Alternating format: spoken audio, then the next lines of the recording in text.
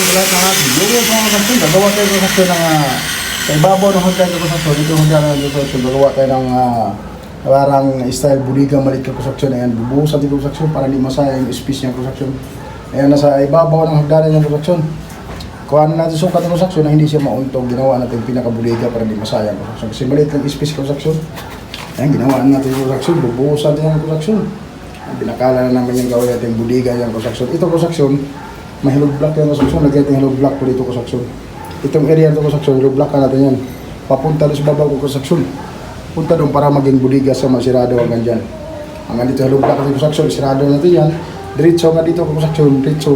Para yan, close na yan. Yan, maging buliga na yung construction. Para di masayang space construction. Ano yung ginagawa natin construction para, kasi maliit lang itong space construction. Ginawa natin para paano siya magkaroon ng buliga ba. Construction, bubuhusan din ang construction. Hanggang doon ang block sa construction, hanggang doon, isarado natin ang construction. Gawa natin paraan yung construction para magkaroon lang siya ng space ba, may karoon ng ng damit. Kahit damit, lagay ito construction, magamitan, pwede na to. Magkaroon siya ng pinaka-storage mga construction. Pwede niya, yung mga kung ano-ano mga goods na pwede ilagay dito sa construction, pwede dito. Ayan, sa ibabaw ng hagdanan ito construction. Nilagyan natin yung pinaka-budiga sa ibabaw ng hagdanan. Ayan, pinaka-hagdanan ng construction yun.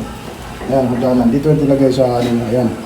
Hindi lang mauntog yung tao. So pag umakyat naman dyan, sa step na yan, hindi siya masabit. Tapos pinaka-puwit ng ginawa natin slab na maliit para ang budiga. Ginawa natin yung mga tinaas na yung construction. Construction, bubuhusan din yung construction. Naghahanda kami ng halo construction para mabuhusan natin to. Para bukas tumigas yung construction. Gawa kita ng paraan ba construction. Idea lang natin construction para magkaroon ng medyo lumuog-luog yung area construction ba. Kasi maliit na itong area ng construction na kailangan natin gumawa ng di masayang yung mga space ng construction ba. Ayan, ginawa namin yung construction. May mga bakal ng construction. Ginamit yung bakal sa construction. DJs yan ng construction. DJs yan. DJs na bakal. Tinim na bakal. Ang ginamit yung construction yan. Para bubuhusan din ngayon yan.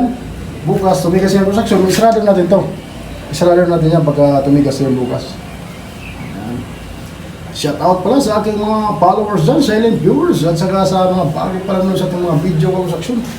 Maraming salamat sa construction. Sa pagpanood nyo sa ating mga video, sana may nakatulong tayo mga construction ng kunting kaalaman galing kay buhay construction mga idol.